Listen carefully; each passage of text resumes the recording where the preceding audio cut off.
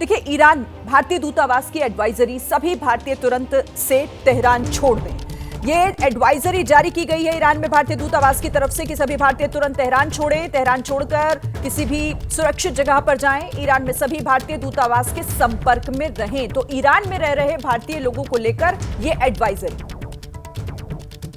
जो भारतीय दूतावास है ईरान में, तेहरान में, उनकी तरफ से एक एडवाइजरी भारतीय नागरिकों के लिए जारी की गई, जिसमें कहा गया है कि सभी भारतीय नागरिक जो इस वक्त तेहरान में हैं और जो एम्बेसी के संपर्क में नहीं है, वो तुरंत तेहरान में भारतीय दूतावास से संपर्क स्थापित करें, जिसके लिए नंबर दिया गया है। और ये नंबर हम अपने दर्शकों को बता देते हैं, क्योंकि तमाम जो भारत में उनके परिवारजन रह रहे हैं वो भी उनको लेकर चिंतित है, जिसके लिए भारतीय दूतावास की तरफ से एक हेल्पलाइन नंबर जारी किया गया है, +98 9010144557।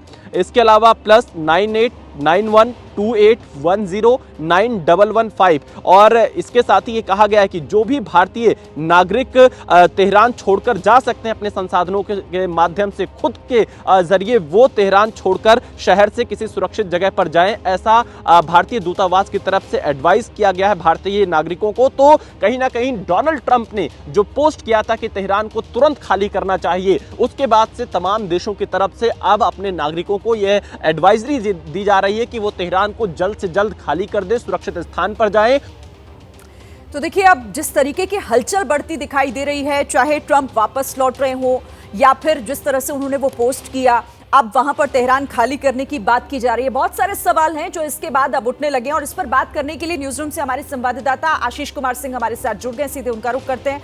आशीष, पहले तो हर दिन के साथ ये युद्ध विध्वंसक होता जा रहा है, तस्वीरें जिस तरह से निकल कर आ रही हैं, लेकिन इसी बीच अपना दौरा अधूरा छोड़कर वापस लौट जाना अमेरिकी प्रेसिडेंट का, ये किस तरफ इशारा करता है, ये क्या कहता है?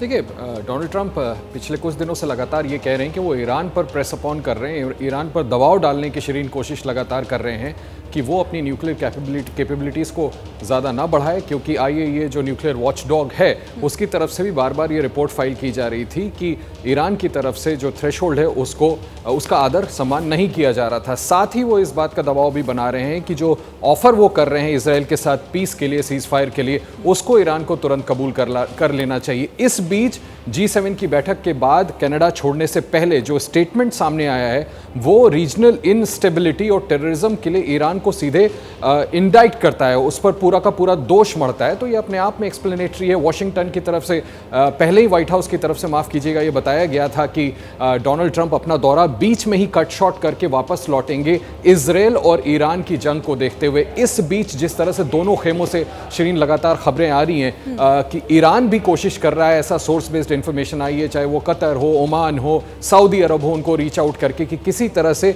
इस जंग को थामा जाए। तो प्रेशर दोनों तरफ है और मुझे लगता है कि इसमें बड़ी और अहम भूमिका निभाना अमेरिका के लिए बहुत जरूरी है। हालांकि ये स्टेटमेंट ईरान को कंडेम जरूर करता है, लेकिन आउटराइटली ये कहना मुझे लगता है थोड़ा सा जल्दीबाजी होगी कि अमेरिका, डोनाल्ड ट्रंप इसलिए वापस लौट रहे हैं क्योंकि यूएस का इंटेंट है कि सीधे न्यूक कर दो ईरान को। मुझे लगता है उसके पहले सारे डिप्लोमेटिक चैनल्स एक्सप्लॉइट जरूर करे जाएंगे कि किसी तरह से इस जंग को थामा जाए, और शायद यही वजह है कि वो बीच से इस बैठक के बाद, डिनर के बाद अमेरिका के लिए रवाना हो गए।